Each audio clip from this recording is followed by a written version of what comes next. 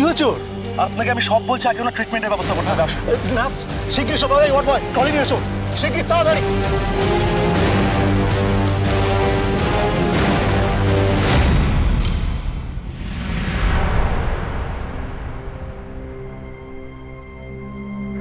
সন্দেহ করা, সন্দেহ করা হলো তো? মুখটা ছোট হলো, কথা শুনতে হলো। আচ্ছা আমি কি করবো বলো তো? তোমার দাদা এত জোর দিয়ে কথাটা বললেন, আমি ভাবলাম এই সুযোগে যদি মেয়েটাকে। এই শোনো, দাদা দাদা করো না তো, দাদা দেখাচ্ছে। আমি না মাঝে মাঝে বুঝি না, তুমি বাড়ির জামাই নাকি বাড়ির চাকর? দুদিন পরে তোমার বংশী কাকার মতো তুমি বাবু বাবু করছো। আচ্ছা কোন কথাকে তুমি কোন কথায় টেনে আনছো বলো তো? তোমার দাদা তো আমারও দাদা নাকি? কথা। সম্মান দেখিও না, সম্মান দেখিও না একদম। আমার দাদা কখনো তোমাকে জয়ন্ত দা বলে? বলে না তো। সম্মান দেখিয়ে দাদা। বাড়ির সবকটা মানুষ না তোমাকে সামনে ভালো বলে, পেছনে তোমার নামে যা তা বলে। সবাই হাসাহাসি করে ঘর জামাই বলে।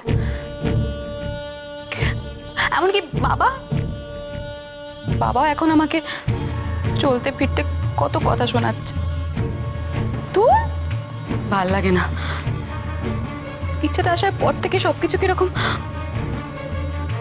ভেবেছিলাম দুজনে মুখ বুজে পড়ে থাকবো, অন্তত আমাদের ছেলেটা তো রাজত্ব করতে পারবে। এখন তো দেখছি সেগুলোও বালি। সত্যি আমার কপালটাই খারাপ। বাবা মা দেখে একটা বড়লোক বাড়িতে বিয়ে দিল, গিয়ে দেখি এ তালপুকুরে তো ঘটি ডোবে না।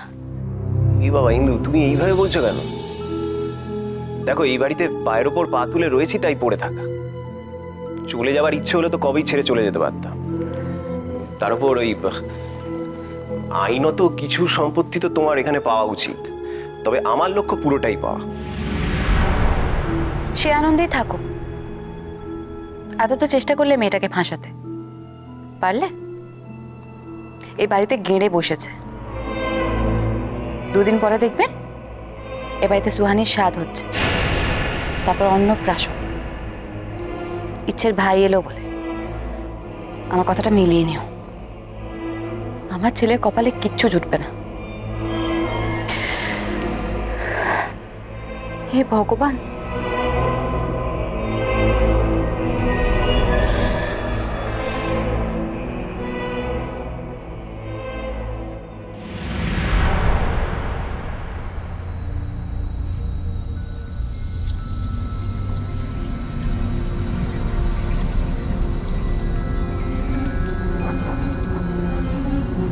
ওর কি হয়েছে? কথা বলছে না কেন? আমার মনে হচ্ছে সৌরভ ও বড় ধরনের একটা শক পেয়েছে, একটু সময় লাগবে। তুমি কি কিছু জানো এই ব্যাপারে? ও কোনো ট্রমা বা এই ধরনের কিছু, মানে তোমার কাছে থাকার সময় এই রকম কোনো সিচুয়েশনের মধ্যে পড়েছিল কিনা?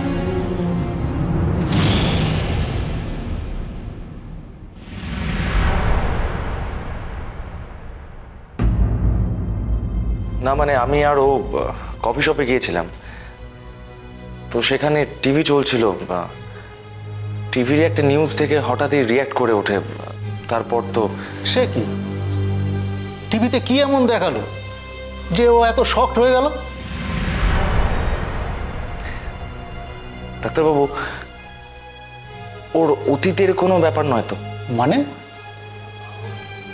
মানে আমি আলোর অতীত সম্পর্কে খুব একটা বেশি জানি না, ইনফ্যাক্ট কোনোদিন জিজ্ঞেসও করি। আর ও নিজে খুব চাপা স্বভাবের। মানে আমি বলতে চাইছিলাম যে এমন কোনো অতীত যেটা কেউ এড়িয়ে যেতে চাইছে, অথচ হঠাৎই সেটা তার সামনে চলে আসায়। তাহলে তো ব্যাপারটা বেশ সিরিয়াস। ও সুস্থ হয়ে যাবে তো? মানে ভালো হয়ে যাবে তো? দেখো সৌরভ, আগেও নিজেকে সামলা, তারপর তুমি তো আছোই, আর আমরা সবাই ওর পাশে আছি।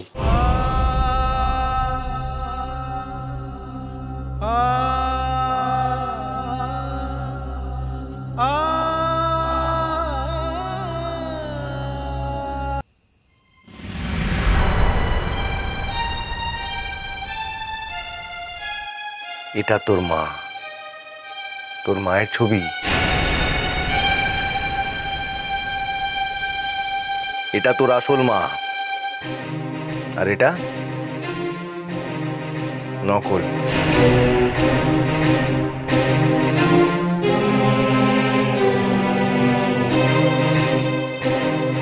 ছবিতে আমি আছি ঠিকই, কিন্তু সুহানি নেই।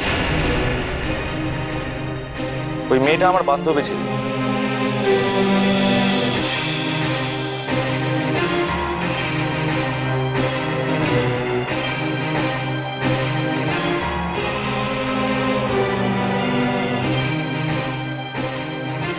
বড় বৌমা, কি হয়েছে? কি এত ভাবছো? সন্ধে দেবে না? আচ্ছা মা, ছোট ঠাকুরপোর বিয়ের পর আপনি আপনার বড় ছেলের হাতে দুটো বালা পাঠিয়েছিলেন সুহানিকে আশীর্বাদ করার জন্য। এ কথা কি কাউকে জানিয়েছিলেন? এতদিন পরে সে কথা?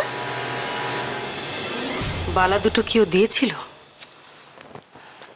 না, বিশ্বাস করো বড় বৌমা, বড় খোকা শেষ পর্যন্ত ওর বাবাকে চটাতে সাহস করেনি। ও তো বালা নিয়ে ফিরে এসেছিল।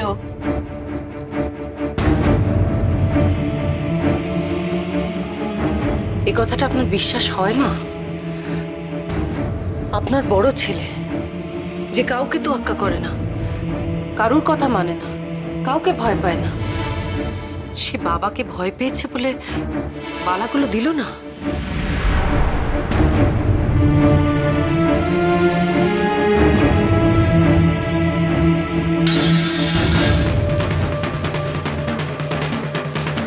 কে? কে ওখানে? জয়ন্ত?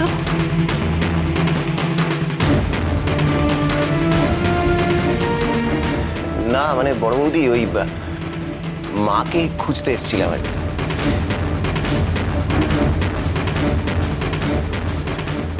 ঠিক আছে, আমি না হয় পরে।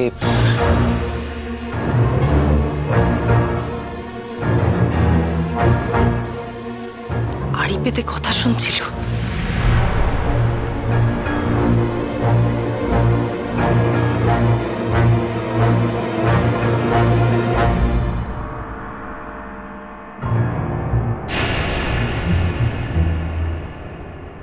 দুর্ঘটনায় কেউ মারা গেলে তার শ্রাদ্ধের কাজ কদিনে হয়? অপঘাতে মৃত্যুর কাজ 3 দিনে হয় মা। আপনি হঠাৎ করে এরকম প্রশ্ন করছেন কেন? কে মারা গেছে, মানে কার শ্রাদ্ধ করবেন আপনি? আমার স্বামী মারা গেছে, ওনার শ্রাদ্ধ করব।